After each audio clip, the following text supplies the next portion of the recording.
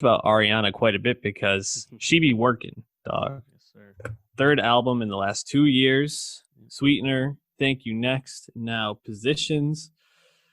Um, Positions, not what I expected from Ariana either. Subverting expectations in some ways on this. I felt. I want to kind of give you the floor first because I know Thank You Next was, I believe, on your top 10 albums of the year So last year. Sweetener. So big Ari stand right here, Dave. How are you feeling about Positions? Let down. Hmm. Yeah, it's not bad, but it's No. not nearly as inventive and surprising as the last two, which perhaps makes sense given the volume, quantity she's putting out as someone at the top of the game like she is. But it's just kind of lacking those bangers that I come to expect of late, and that's hard for me to get past at the end of the day. There's been some criticism about the lyrics. I think the lyrics are definitely uneven. Depends. There are an album cut or two I do like, but the songs that are positioned to be the big hits, the big singles, some of them are all right, but these don't compare to some of those undeniable hits of the past two albums. So I'm a little let down, but perhaps this is going to mark a true shift in the kind of music she's trying to make.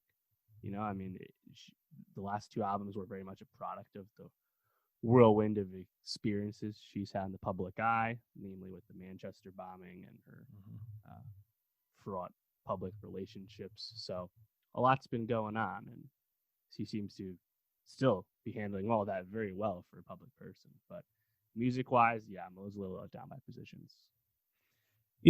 Positions, like you said, is not a bad album. When I say it subverted expectations, this album felt like Ariana wanting to make something sleek, but not bombastic. And when you look at the list of producers on this thing, it's kind of shocking how toned down this is, right? So you have London on the track, Murder Beats, TB Hits, Anthony Jones. Like, you have some big names here producing this, and you kind of expect to be getting something that feels grand and large. And Ariana, obviously, a small human being with an enormous voice. You're like, okay, we're gonna get those moments, but those big vocal moments almost never come on this, and it feels in a lot of ways like uh, um, this was more of a concept album. Like, she's like, the whole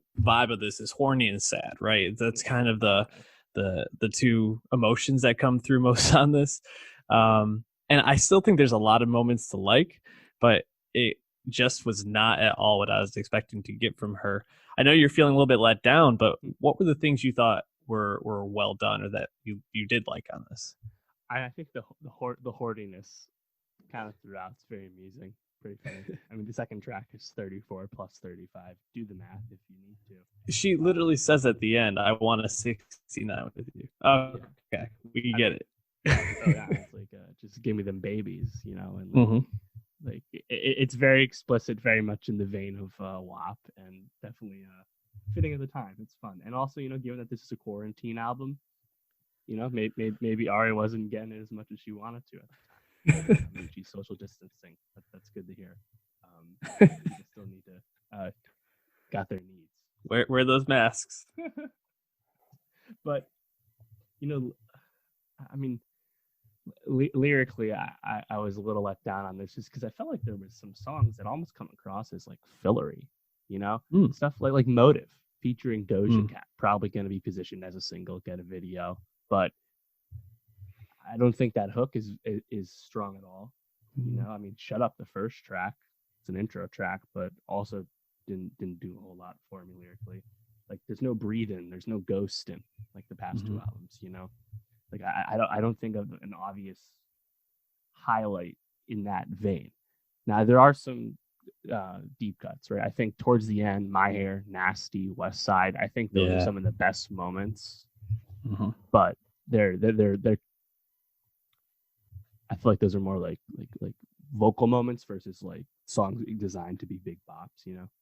Like Off the Table with The Weeknd, it's not Love Me Harder. I think the Mhm. best feature is probably Ty Dolla Sign and Safety Net, but Yeah, like I agree. I think Ty Dolla Sign actually really sounds amazing on that track, and they have a good chemistry. Um, but overall, I think all the features were a bit of a letdown. Like that Doja Cat track, Motive, like you said, came across as pretty weak and forgettable. Whereas I feel like any other album, if you're getting Doja Cat at this point, you're trying to make something that's either going to be all over TikTok or that is going to be all over radio, TV, something big and loud. And this was just not that. yeah, Um, you know, I think I like this a little bit more than you did. I think the toned down R&B trap pop sound really stuck with me, and it just kind of fits more for the type of music I like. You mentioned My Hair. I think that like jazzy R&B slow jam type sound is great. The like clicks in the background for the percussion I thought was really great. Um, Positions I thought was cool with like the plucky guitar. Kind of gave me a little bit of like mid 2000s JT vibes on that. What goes around comes around. Um, I thought 630. I really loved the chorus on that. The "Are you down? What's up?" Like I thought that was so good. I don't know, just really catchy. And then, of course, the last song I'd written down here that I thought was really strong was "Off the Table." The way that they use like the violins and like paired them with synths to like kind of create that like rising and falling sound, I thought really created a strong aesthetic. But it's funny because when I think about these songs, I'm thinking more about the production of them and not so much Ari's vocal performance. I suppose now I'm talking it out. yeah. Similarly, like on Love Language, I really liked what they did with the string production there. And West Side, as I said, it's like more like a vocal display. The use of background vocals, like in parts, it's like it's Ari's vocals again, but they're like dubbed over. I thought that sounded pretty cool. But yeah, Positions, like I said, it may mark just a change because it's less of that hip hop cadence that we got from the past two albums. And I'm curious to see if this marks kind of an evolution because Positions is probably the closest she got on this to a banger of the past 2 years. And of course, it was the lead single with the really good video. Makes sense for that regard. But the rest of the album doesn't kind of almost fit with Positions to me, which is just interesting. So I'm just kind of curious to see really if this is a shift or this is a product of quarantine and it's more of a blip for her, whether you like it or you don't. Um, but I mean, we've gotten 3 albums in 2 years and 2 months, so it's hard to bank on more coming soon. Mm-hmm. You have to figure her time will be occupied with touring as soon as she's able. So uh, we'll be paying attention. But yeah, this was you're right, definitely subverted.